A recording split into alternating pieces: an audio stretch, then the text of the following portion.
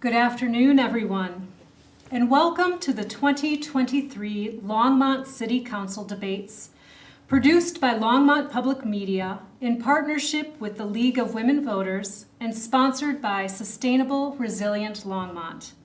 This is the Ward 3 debate. I am your host, Faith Halverson Ramos. In alphabetical order from left to right are candidates Spencer Adams, Ron Gallegos, Susie Hidalgo-Faring, and Gary Hodges. I will call on each candidate to give a 1-minute opening statement, and we ask the audience to remain silent and ensure that your cell phones are turned on silent or airplane mode. So, to begin, Candidate Adams, could you give a 1-minute opening statement? Sure, I'd be happy to. I'm Spencer Adams, I'm running for Ward 3, and I want to bring some fresh ideas and better representation for the ward. And I want to be a representative that is more transparent, engaging with everyone in Ward 3 by donating my time much more often, with coffees and meet and greets, etc. And I want to think about Longmont's future for the next 20 plus years. Thank you. Candidate Gallegos. My name is Ron Gallegos. I previously have served on the City Council. I am a businessman here in town. I have my own mortgage company. I previously was with US West, where I was a product and a process manager as well as a line manager. I think we're at an inflection point in our community. We need to determine what our future will be. I think we need to elect some thoughtful folks to council, people who have experience both in government and in the business community. I think that's important. I think that particular perspective is a little bit underrepresented now. I bring, I think, a strong grasp of the position and would be a good advocate for the award. Thank you. Thank you. Candidate Hidalgo-Faring. Good afternoon. My name is Susie Hidalgo-Faring. I am running for re-election for the seat of Ward 3. I've been a public an educator for the last 30 years. The last 20 years have been with public school through St. Vrain Valley School District, my apologies. And I've raised my children in this community, and as well as I've been an advocate for our Teachers Association, a membership of approximately 1,500 individuals, served on the negotiating team, so understanding budget and policy, I come in with that knowledge, as well as the last 4 years of council experience in government and policy and practices. When I'm not doing council, coffee with council, I am working with residents on the outs, around the vicinity, as well as hosting my own community conversations at different businesses and parks. So I hope to continue with that work as well. Thank you. Candidate Hodges. Thank you. Good afternoon. Hi, my name is Gary Hodges, and I'm running to be your next Ward 3 City Councilman. I'm a senior associate scientist with the University of Colorado and NOAA. There is a general ideological alignment on our current council that's leading to a disproportionate number of unanimous votes. If elected, I will bring diversity of ideas to City Council, ensuring that all voices are represented. This will make for a stronger council, producing better policy, which can only be better for our city and the people who live here. I look forward to working with mayor and city council members to make Longmont the city along the Front Range that other municipalities look to for inspiration and guidance in all the important topics of the day. Thank you. Thank you for your statements. Next, I will read the rules of the debate and ask the first question of candidate Adams. So the rules are that the candidate on the left will be asked the first question, which they have 1 minute to answer. When the answerer is finished or their 1 minute is up, each of the other participants has 30 seconds to rebut or extend the first answer. Rebuttals move left to right, beginning on the answerer's right and moving round robin. When all candidates have spoken, the candidate to the answerer's right becomes the next answerer. I will then ask a new question of the next answerer, and rebuttals proceed as before.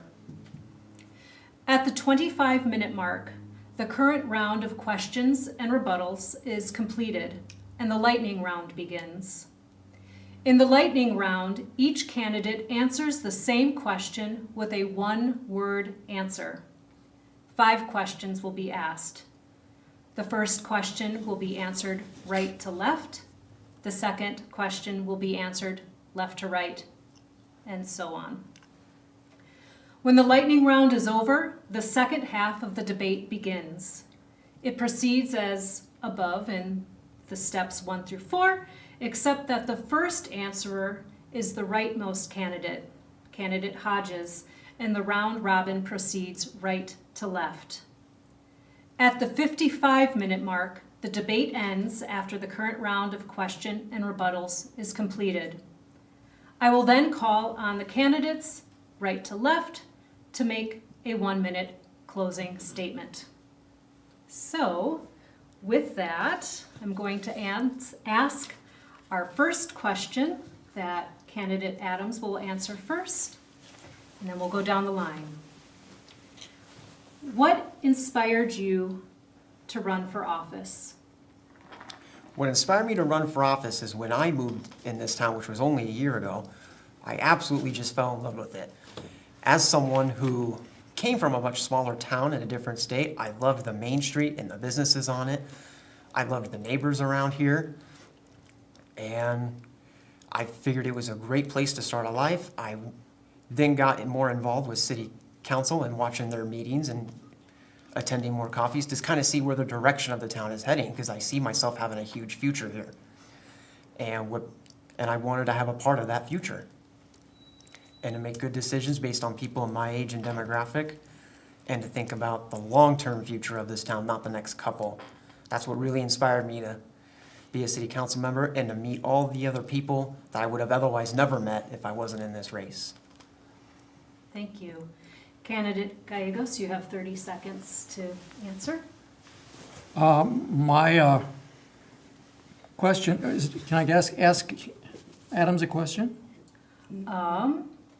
I think we need to stick to answering the questions asked. Oh, okay. Repeat the question, please. Yes, so what inspired you to run for office? I had previously been on the council, and we were on the council that built the rec center, expanded the senior center, did the museum, purchased Sandstone Ranch, put Nextlight in, and went to the mechanized form of garbage collection. When I ran for council, there were 10 things that I wanted to accomplish. I accomplished 7. What I hope to do is I've got a grand vision for the community and where we should go. I think I want to utilize my experience to move in that direction. Thank you. Thank you. Candidate Hidalgo Ferry. Okay, so I am running for re-election, so my goals and objectives are to continue the work that we've started on council. We had a lot of setbacks the last 4 years. We had a worldwide pandemic. 3 of our buildings, our city hall, public safety, and library infrastructure was on the verge of collapse for years of neglect. So it was trying to bring that up, recalibrate, and get the job done, as well as our water mains and other storm drain system. So working and keeping that ball rolling to get things done. Thank you. Candidate Hodges. I spent 7 years on the Transportation Advisory Board, and that was a great experience. It was a lot of fun learning about the city and the operation of the city. And after my tenure ended on there, I wanted to be more involved in the city and play a deeper role, more important role. And I've been thinking about running for council for a long time, and it just seemed right. I ran for the special election last year, and I'm running again this year to just bring my voice to the council and be a part of the city that we live in. Thank you. Thank you. The next question will first be answered by candidate Gallegos. What would you do to prevent vandalism in public outdoor restrooms? Many communities have had an organization called Neighborhood Watch, and it's been very effective. I think it's the kind of community involvement we need to have. Most of these outdoor vandalism to the restrooms are taking places in the park. What I envision is a group of people who adopt the park and sort of become the guardians. We don't have enough personnel, and we don't have a park police per se, so we need to have eyes and ears of the community involved in this endeavor. Thank you. Candidate Hidalgo Faring. So that is something that's been a very grave concern for us on council, as well as our city staff and public safety. We've recently adopted the use of cameras, park cameras, that are very high quality, high tech, and they're able to pinpoint as soon as activity is happening, undesirable activity. So to continue supporting that program so that we can keep our parks safe, as well as far as the public restrooms, you know, a locking mechanism to, well, my time is up, but there's a lot of work we can do with that. Thank We're you. working on Candidate it. Hodges. Well, this is an important point. We're at a safety inflection point in our city. I've spoken to a number of people. A lady around the corner says that she feels safe in Longmont, but not as safe as she once did. And this leads to everything from the nuisance kind of crimes that were just described. And the quickest path forward to that really is to bolster our police force. And I have a plan for that. I think I'm the only candidate that has laid out a specific plan for improving our police force and making it the jewel of the Front Range, really, that is admired by other communities around us. Thank you. And Candidate Adams. Yes, I do agree with Ron Gallegos with the Neighborhood Watch program, and also with Susie with her cameras to hand over as evidence for vandalism and theft to police. However, to be more reactive, a Neighborhood Watch would be a good idea. That way there's more community involvement, and with lights, it will prevent vandalism just a little bit more, and also being able to hand this evidence over to police to possibly catch these suspects. Thank you. Our next question will be first answered by candidate Hidalgo Faring. And it is, what life or work experience do you have that informs your positions on climate change, and how will you address it on council? So for the last 30 years, I've been heavily engaged with the National Education Association in the work that we've been doing around environmental justice.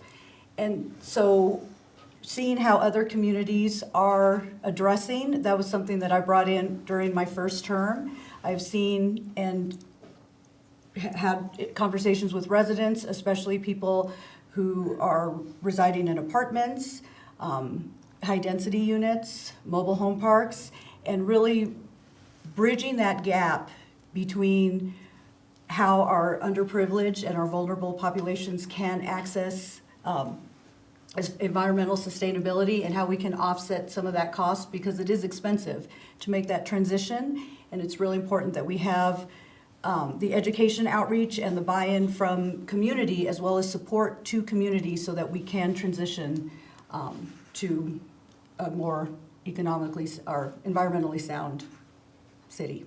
Thank you. Candidate Hodges. The last 30 years, 31 years of my life has been immersed in this topic. I have a degree, bachelor's, master's degree in meteorology, and I've been working in a global monitoring laboratory at NOAA all this time. So I've spent a long time trying to decide what makes sense on this topic for me. And one thing I can tell you, a truth of this matter is nothing that Longmont does or doesn't do will have any impact on global climate. It's just not possible. So there's a lot of things we can think about doing or do what we want to do, but really it's all about how much we're willing to pay for just acting like we're doing something. Thank you. Candidate Adams. Could you repeat the question one Yes. more time for me? What life or work experience do you have that informs your position on climate change, and how will you address it on council? So my experience with it is I went to vocational school for electric, and more specifically in solar as a form of clean energy. I think it is a great clean energy source, especially for homeowners and small scale stuff. And I've been with it for the past couple of years just in solar. And I would really advocate for homeowners to possibly have solar as a form of clean energy to make just a little bit of impact on improving the climate crisis. Thank you. Candidate Gallegos. I have kind of a practical background. I come from a cattle ranching family. I'm probably a 22nd member of a cattle ranching family. In that, you have to be sensitive to grazing, water conservation, soil erosion, the kind of pesticides you put on the land. I think that kind of background will help me to be sensitive about some of the decisions and policies we make on council that affect our community as well as our environment. Thank you. Our next question will be answered first by candidate Hodges. And it is, if the minimum wage were raised, do you expect that there would be a loss of tax base? Please support your argument. Well, there are a lot of reasons to think about raising the minimum wage, and none of them are particularly good. If you give one person a $5 an hour raise, you've helped that one person. If you give everybody a $5 an hour raise, you've helped nobody. So if Longmont chooses to go out on their own and raise the minimum wage to something above and beyond what neighboring communities are doing, there will be a loss of tax base to the city. I think that's what you asked, because people can easily go to surrounding communities for restaurants or buying goods and services. So, yeah, that's the case, that it would have a negative impact on our city. Thank you. Candidate Adams. Yes? Okay, I believe raising the minimum wage would have a positive impact on this town, whereas the market has only gone up and up and up, and minimum wage has stayed relatively the same, and I support the council's movement and numbers to raise it. And people will be more open to spending that money on goods and services in town. And if you give them a raise for minimum wage, they will also be paying more taxes on that paycheck. Thank you. Candidate Gallegos. When I was on the board of directors of the National League of Cities in Washington, this issue came up, and it's always been kind of controversial. What studies have found in communities that raised the minimum wage, there was not a negative impact. In fact, Mr. Adams is right. There is a positive impact to the community because the worker base is instilled. What it means, though, is communities adopting a positive economic outlook, and with that is the opportunity to make more revenue and to have a better quality of life. Thank you. Thank you. Candidate Hidalgo Faring. So I sat on the working group with the Boulder Consortium of Cities on the raising the minimum wage ordinance. And one of the outcomes of that working group was that we have other communities that are on board with moving forward on this. So we will be behind the mark if we do not adopt some kind of regional approach. Then our businesses would lose out on retaining and recruiting quality employment. So it's really something that we have to work holistically and with our neighboring communities to see this successful. Thank you. This next question will be first answered by candidate Adams. And it is, should Vance Brand Airport be an engine of economic development? If yes, what are your thoughts on how? If not, why not? The answer to your question is yes. I think, can you repeat the question one more time for Yes. the airport? Should Vance Brand Airport be an engine of economic development? Yes, it should be, because it will increase a lot of transportation for just regional movement for air travel. Thank you. Candidate Gallegos. I believe it can, but we'd have to get past the county, which has done everything in its power to stop us from expanding, and expanding the runways to the east, where we would need to have them in order to land larger airplanes and have a more commercial base of activity. So right now, it's kind of a mixed situation. Thank you. Candidate Hidalgo Faring. So, I've spoken with many individuals who do utilize the airport. I think there is a lot of potential, especially in networking with our school district and the Innovation Center for expanding. One of the issues that we've seen, I hope I don't detract, but is the lack of people coming into the field as far as mechanic. And so really working to enhance that piece and working around, federal guidelines and restrictions that prohibit us from really having a say-so in that, in the airport. Thank you. Candidate Hodges. 100%. We should do everything we can to use the airport as the economic generator of our city. We should do everything we can to lengthen the runway. The airport produces about $500,000 a year in tax base. There are federal funds out there to help expand airports, regional airports like Longmont. I've heard Boulder might be closing their airport. If they do that, Longmont Airport is going to become even more important.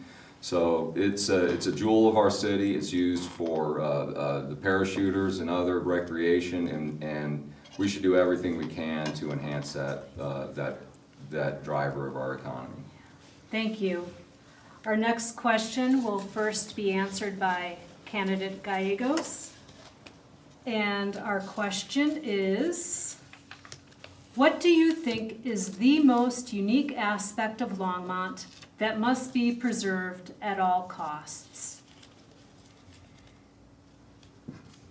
I would think it was our sense of a small town, yet we're growing as a city, and we still have, I think, a respect for each other, a concern for our neighbors. We have an excellent symphony. I think we have an arts community to be proud of. So these are the small gems that sometimes don't get a lot of focus and a lot of attention. But these are the things that make Longmont unique, and that's why people are choosing to relocate here.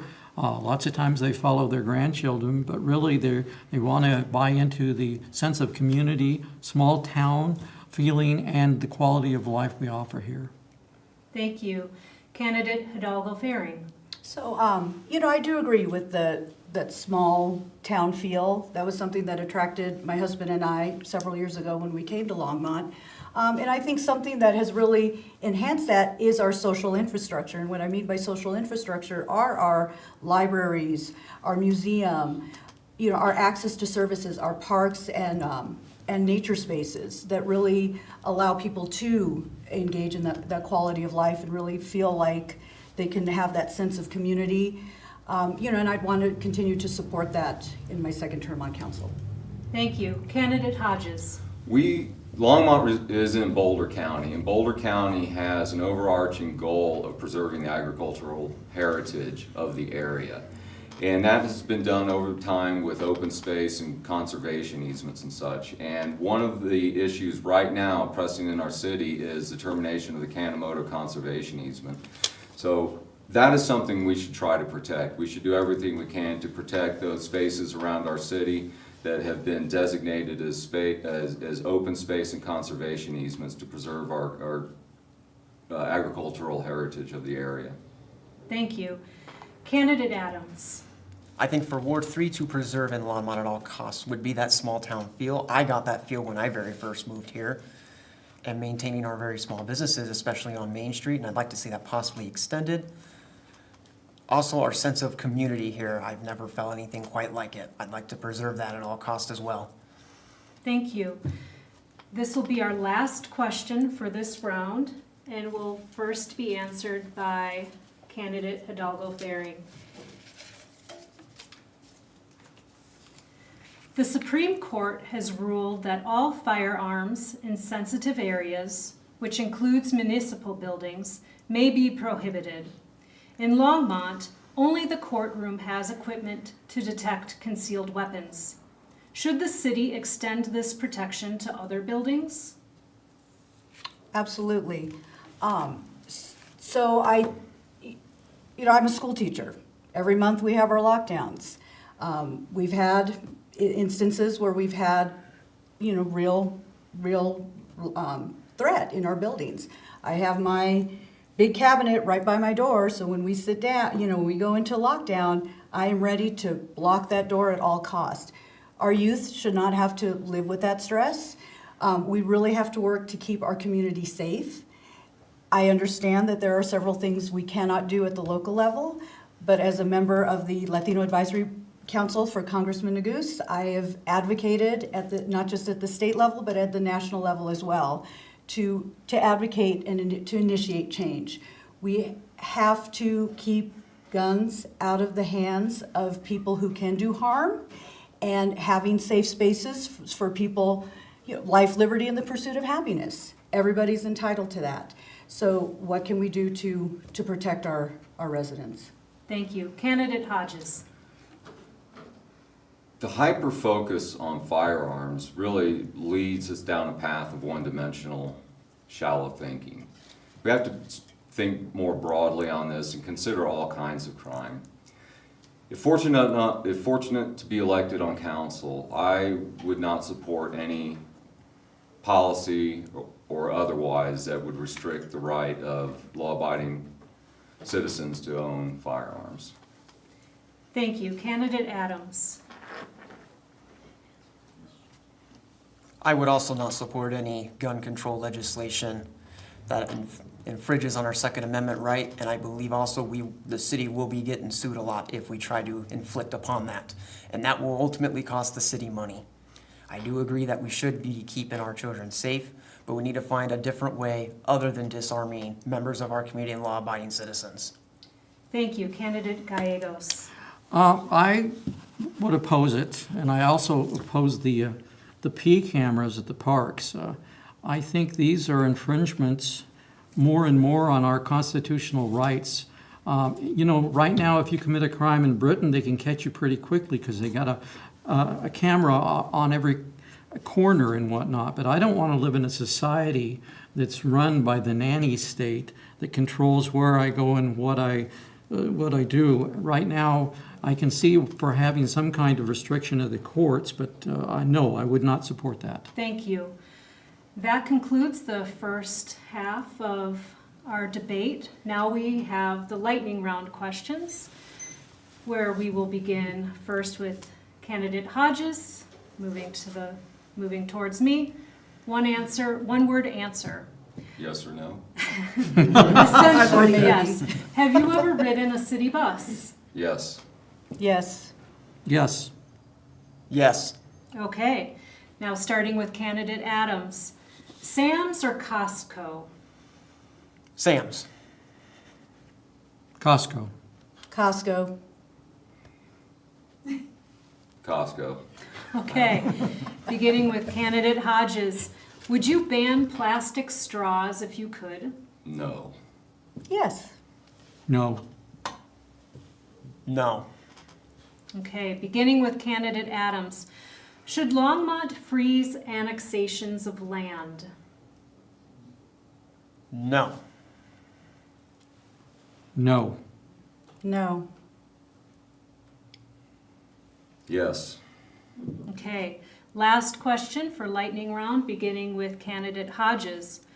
What would be your vehicle of choice if money were no object? Oh, goodness.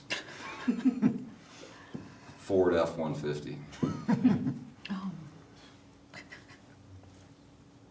my gosh. An electric bike. Okay. A Bentley. Candidate Adams. What would be your vehicle of choice if money were no object? I'd say a Prius. Okay. Now we're going to start the second half of our question answer, beginning with Candidate Hodges. The question is, we'll go from Candidate Hodges to Candidate Hidalgo-Faring. For Longmont to achieve its zero waste goals, an approach to increased composting must be developed, funded, and implemented. How important is zero waste to you? If you think achieving zero waste goals is important, what do you believe to be the best or most viable approach the city should pursue? For me personally, I don't think it's an important goal. I'd like to segue a bit into recycling in general, though, and talk about that. I'd like to see our Martin Street Recycling Center accept harder to deal with items, so liquid mercury, chemicals, and things like that. But I do think we should take a hard look at plastics and maybe glass. There's a lot of, I'm reading a lot of articles and such that says maybe recycling plastics is actually releasing more microplastics into the environment than if we simply buried them. And the same might hold true for glass also. So I understand the desire to, zero waste, recycling, etc. These are all nice ideas, but we should really be logical and thoughtful on this and make sure we're not causing more harm than not doing anything, than not just burying the items. Thank you. Candidate Hidalgo Faring.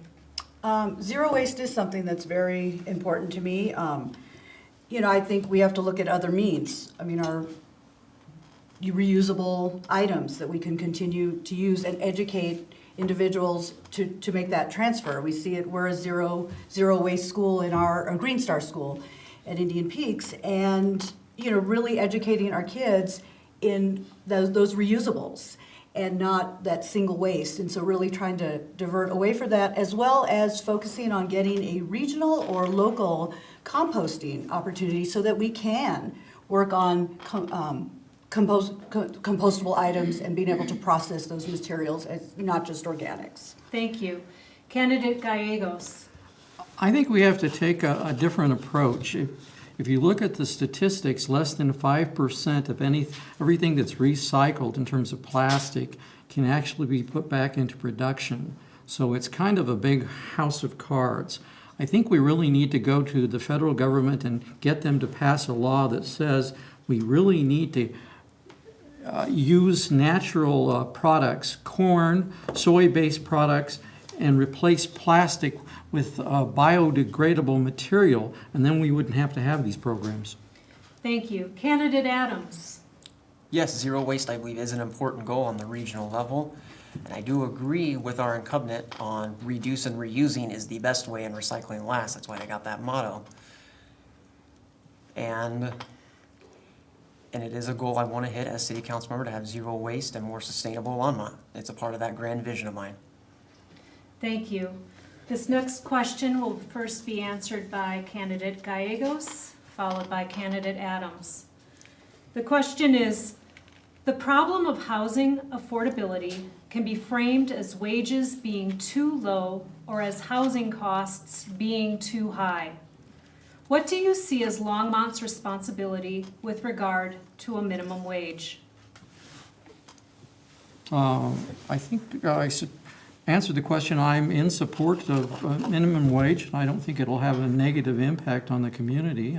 It's only positive, but I think the other component to the whole question of affordable housing is product. In other words, the availability of land in order to build. We've sort of framed ourselves into a situation where we're quickly becoming bolder because there isn't any usable land in order to build on in the community, and consequently the prices of homes have really gone up astronomically, and affordability is a big issue even for the middle class, and so the service people are really suffering.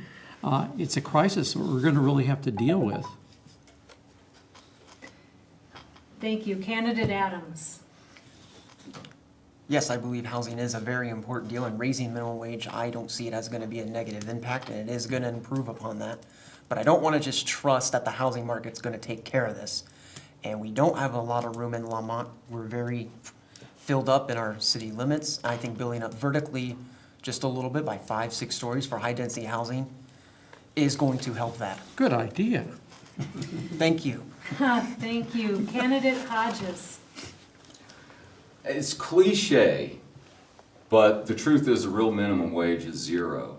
If everybody gets a raise, there is no benefit. And what will happen is it will just drive housing prices up, and there will be no benefit to anybody. So when I first started working, it was $3.15. If it had never been raised past that, does anybody really think the wages would be 3 something today? No, of course not. So it's a pointless endeavor. It's bumper sticker politics. Thank you. Candidate Hidalgo Faring. So I served on the St. Vrain Valley Education Association negotiations team for 7 years. And one of the things we really looked at was the impact to our paraprofessionals, our bus drivers, our custodians, and not being able to afford to live in the community they service. I absolutely support raising the minimum wage, and it's just a baseline. In conversations that I've talked with other businesses, they're already paying their employees above that amount. And the city is also. Our lowest paid employees get paid $16.25, I believe. Thank you. So, Our next question will first be answered by candidate Adams and then candidate Hodges. And our question is, given Longmont's air quality concerns and shortage of affordable housing, would you commit to voting against any tax incentives intended to bring new business to Longmont? I would like to bring some tax incentives to entice developers to come and more businesses to come, especially on Main Street. And possibly having a little business district where they can remain in this district to provide these tax incentives to. And it will increase more businesses here, and more businesses equal a better economy, and it will all fall into place. Thank you. Candidate Hodges. No, I would not commit to that. That's crazy. We should be doing everything we can to energize our business community. I'm really worried about the empty storefronts I see on North Main. I'm speaking with business owners around town. A lot of them are having concerns with the Amazon effect, and if we want a vibrant and prosperous city, we have to do everything we can to nurture the golden goose, which is our business community. Thank you. Candidate Hidalgo Faring. can I ask you to repeat the question, please? Yeah. Given Longmont's air quality concerns and shortage of affordable housing, would you commit to voting against any tax incentives intended to bring new business to Longmont? So voting against any tax incentives to bring new business to Longmont? No, I mean, I really look at it case by case. And I think, we do have to support our businesses as well as new construction. I'm trying to think if I've got the essence of the question correct. Especially as they're looking at incorporating 100% electric and solar panels. I think there's a lot we can leverage in order to allow our business to make that transition, as well as incentivizing new businesses to come in. Thank you. Candidate Gallegos. No. You've got so many tools in your toolkit as a city council in terms of policy and incentives in order to get businesses to locate in the community. I think when we talk about sustainability, we don't talk about economic sustainability, but we need to keep a positive business environment so that new businesses are attracted to our community. Because without them and the employee base and the taxes they pay, we really can't have a community. Unless we want to become an elitist stronghold, no, I don't think that's a good course of action. Thank you. Candidate Adams. Yeah, could you repeat the question? Yes. Given Longmont's air quality concerns and shortage of affordable housing, would you commit to voting against any tax incentives intended to bring new business to Longmont? I would do it by a case-by-case kind of basis. I wouldn't be completely opposed to it, given incentives for new businesses to come in and possibly relocate in abandoned storefronts that we already have. And if those are full, I'd like to see it extend up. Thank you. Our next question will be answered first by candidate Hidalgo Faring. And the question is, describe the kind of leader you will be on city council. So I would say very empathetic. I have worked the last 4 years with several residents who struggled with maintaining business during COVID, as well as traffic concerns. I've worked with the neighborhoods by in Lake McIntosh area and working to get funding allocated so we could meet the needs of that area. The dynamics over there have really changed since COVID, given all the people that weren't allowed to go to Union Reservoir and ended up heading to Lake McIntosh and really kind of navigating and mitigating concerns in that area. So it's meeting people where they're at, validating the concerns, and making it sincere, effective changes to support and boost community. And I think there's several issues that we have to adjust. When we were in COVID, I of my 27 students I had that year, only 3 had access to internet. So it was working to get them that connectivity, and just by all means. Thank you. Candidate Gallegos. When I was on council before, one of my credos was really to be responsive and be a listening council person. I think that's important. What I've heard now in walking the neighborhoods, and I've talked to probably over 500 people, is right now they feel like they're not getting responded to.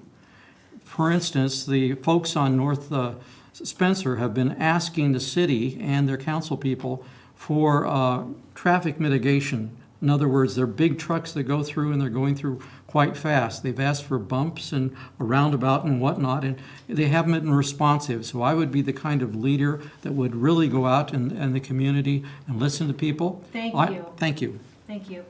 Candidate Adams. I'd like to be a very transparent and engaging representative and donate my own time to do so.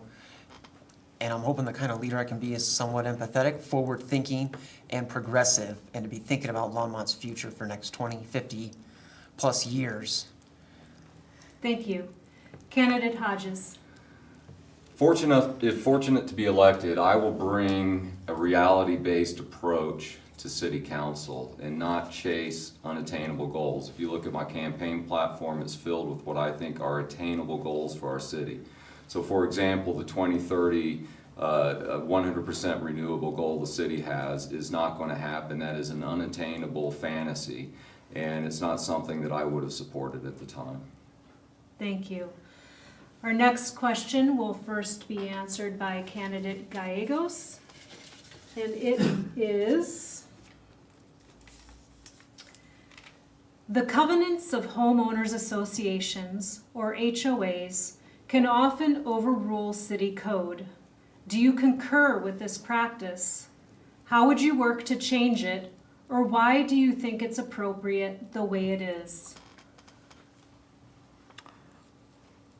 Having been a past president of the Homeowners Association out at the shores, I would keep it as it is right now. Lots of times people are buying into specific communities or specific neighborhoods or specific developments because they have covenants in place that are controlled by the deed. And that's a very important mechanism to assure that their quality of life and what they've paid for when they bought into that particular neighborhood is sustained. There has been this tendency and a push and pull between the current status and communities and counties to try and undermine the existing status quo, and I don't think it's appropriate. Thank you. Candidate Adams. I would not like to see HOA supersede city ordinances, but I would have very little effect on HOAs. A lot of people in this town do like their HOAs, and I do agree with a lot of what Ron said about them. Thank you. Candidate Hodges. Well, I speak to this exactly on my campaign platform. I will fight for the right of HOAs to self-govern. Myself, I'm not a fan of an HOA. I choose not to live in one, but I completely respect those who like them for the benefits they provide. I think it's rather disturbing. I've heard from City Council that the desire to wrest rights away from HOAs, and I would oppose that as strongly as I could if I were on council. Thank you. Candidate Hidalgo Faring. Okay, for me, I feel like there needs to be a sense of continuity throughout the city, and not necessarily, just squashing the rights of HOAs entirely, but really looking at some of the, there's a lot of greenway space or a lot of grass. So how are ways that we could work with HOAs and neighborhoods to put in low water native plants in their yards and really kind of steer away from that everything has to be green. It uses a lot of water, and so really trying to focus, I think we can leverage some things with HOAs. Thank you. Candidate, wait, I'm sorry. I lost track of where we were. Who's next? Candidate Gallegos. You think you're yes. confused, we're confused. We get to be confused together. Another question, thank you.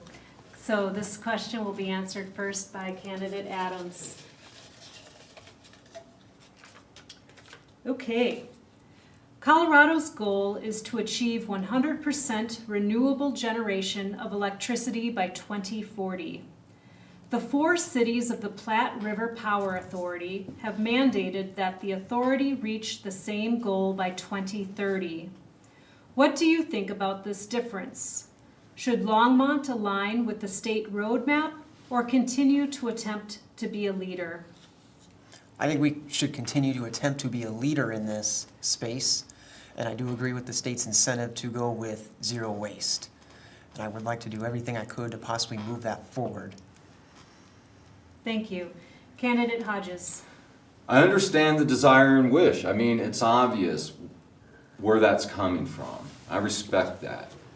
But there is no way the state is going to achieve that by 2040, and certainly there's no way the city is going to achieve 100% renewable by 2030.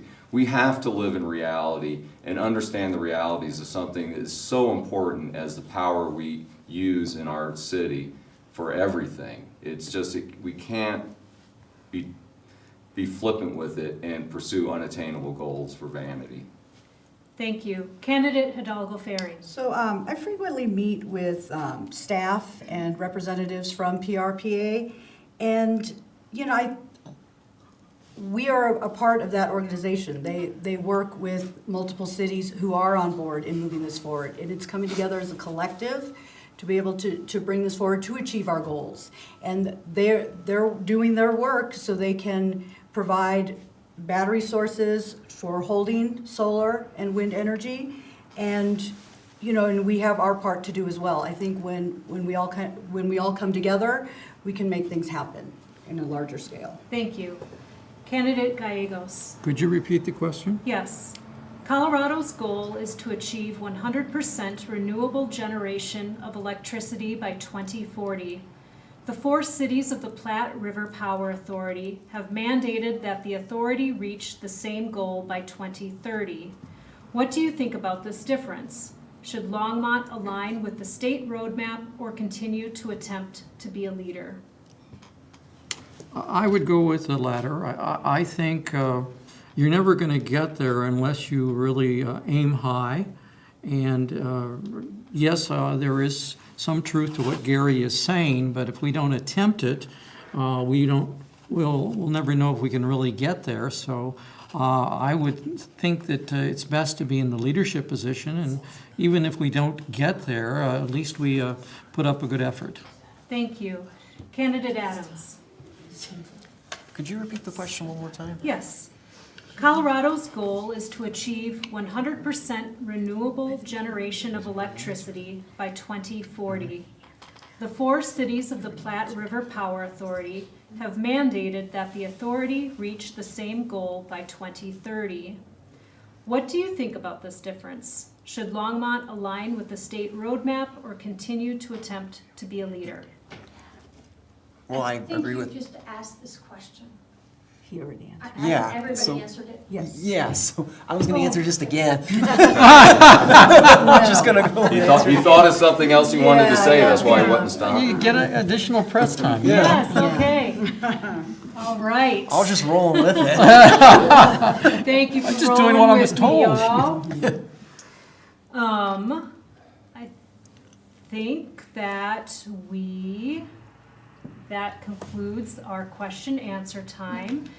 And so You now, have 10 more minutes. we have 10 more minutes? So I was gonna give you a 5-minute, you have 5 minutes before you have to go to the closing statements. Okay.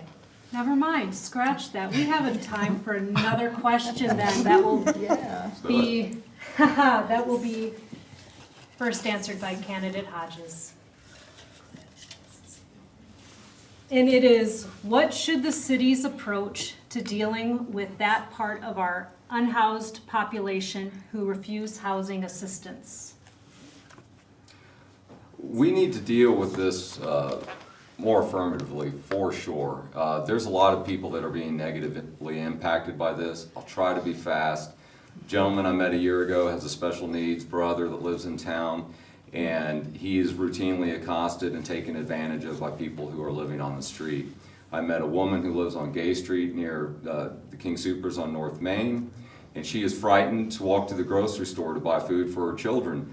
She doesn't have a car, so she has to walk, and people high on methamphetamine literally get in her face and accost her, and she said it is exceedingly frightening. So I'm going to flip the script a little bit and say, if I'm fortunate enough to be elected on city council, I want to be a voice for those that are out there, like the special needs man, like the woman on Gay Street, bring their voice to the table, which is a noble position to be in, just as it is for those who advocate for the homeless. And we will work together collaboratively, and we will find the line that is most acceptable to the citizens of our city. Thank you. Candidate Hidalgo Faring.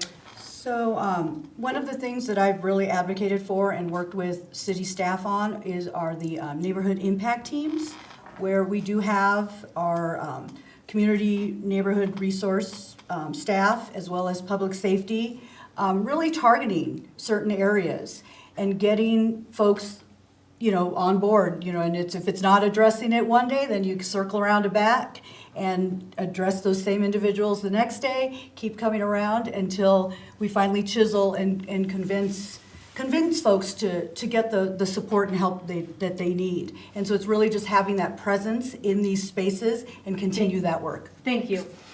Candidate Gallegos. This is a really tough nut to crack, and we're not the only city dealing with it. It's a problem throughout the entire country. Part of it has to do with some of the things that came down under the Reagan administration, where a lot of the funding for mental health went away. So that is a component that has to be dealt with. I think we have to, as a community, offer alternatives to some of these folks on the street and give them a choice and some options. Thank you. Thank you. Thank you. Candidate Adams. Could you repeat the question? Yes. What should be the city's approach to dealing with that part of our unhoused population who refuse housing assistance? I think the best way is, well, you can't help someone who doesn't want to be helped. I've tried before, it's never worked. However, I would recommend to go to the HOPE program for food and some shelter, and offer to go to thrift stores for cheaper alternatives for clothing. That's really about all you can really do as city council member, I think. And I am empathetic to these people that are living on the street, but yet they don't want housing assistance. Thank you. And now we come to the time for our closing statements. And we'll begin, each candidate will have a minute to give a closing statement, and we'll begin with candidate Hodges. Thank you. Like I said in the 20-minute interview, if anybody's watched that, there will be people that watch this forum, they're going to pick one of these candidates on who to vote for. But I'm going to make the case, if you don't think you're ideologically aligned with me, why you might want to vote for me. And I will bring something different to City Council that will make City Council better. Even if I'm in the minority on council, I will push and the majority to better articulate and refine and define policy and positions that they hold, so that the end result for our city is an improvement. We're not well served when we have ideological alignment on council. It's better when we can debate and have people pushing back on different directions on policy, rather than everybody just continuing down a path of alignment. Thank you. Thank you. Candidate Hidalgo Faring. Okay, yeah, so I would hope that you would vote for me. I humbly ask for your vote.